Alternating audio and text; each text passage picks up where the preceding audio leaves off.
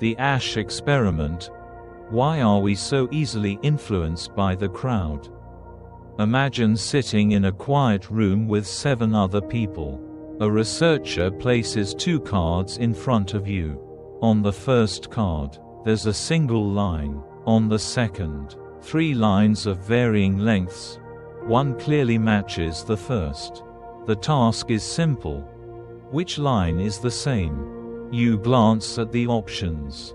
It's obvious. Line C, no question. But then, something strange happens. The first person speaks. Line A, they say. You blink. That can't be right. The second person agrees. Line A, then the third, the fourth. One by one, they all choose the wrong answer.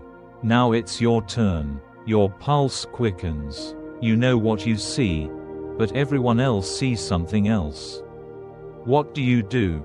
This was the heart of psychologist Solomon Asch's famous experiment in the 1950s. And what he discovered was startling. Nearly 75% of participants conformed to the group's incorrect answer at least once. Even when the truth was right in front of them, they doubted their own eyes. Now, let me tell you about Margaret. Margaret was a retired librarian, sharp, observant, and fiercely independent. She prided herself on thinking for herself. But one afternoon, over tea with her book club, she found herself in a quiet dilemma.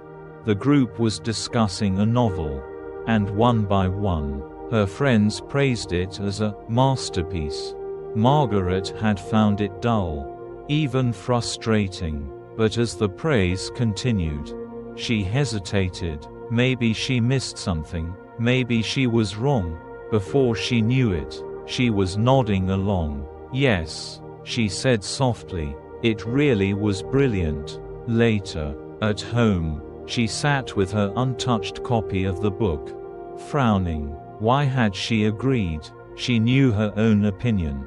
Yet, in that moment, the weight of the group's certainty had pressed down on her like a fog. We like to think we're immune to this, that we'd stand firm in our convictions. But the truth is, conformity isn't just about weakness or insecurity. It's wired into us, from our earliest ancestors. Fitting in meant survival. Rejection could mean exile, danger. Even now, that instinct lingers. We mirror laughter in a room full of strangers. We adjust our opinions to avoid conflict. We silence our doubts when the crowd speaks. But here's the twist. In Asch's experiment, when just one other person dissented, when a single voice broke from the group, the participants' resistance soared. Suddenly, they weren't alone. Suddenly, the truth felt possible again. Margaret realized this years later. At a family gathering, her grandson, barely 10, was the only one who refused to go along with a harmless but exaggerated family story everyone else was telling. That's not what happened, he said plainly. The room went quiet, and Margaret felt something shift inside her. That night, she wrote in her journal, *, it only takes one voice to change the room. We may never fully escape the pull of the crowd, but we can choose when to listen, and when to speak. Because the world doesn't just need more people who see clearly. It needs those brave enough to say what they see. So the next time you feel that quiet pressure to agree, pause, ask yourself, is this what I truly believe? And if the answer is no, remember Margaret. Remember the boy who told the truth. And know that sometimes, the most powerful thing you can do is simply say, I see it differently. Thank you for joining us today. We'd love to hear from you. Leave a comment below and share one thing you learned today and how you plan to use it in your life.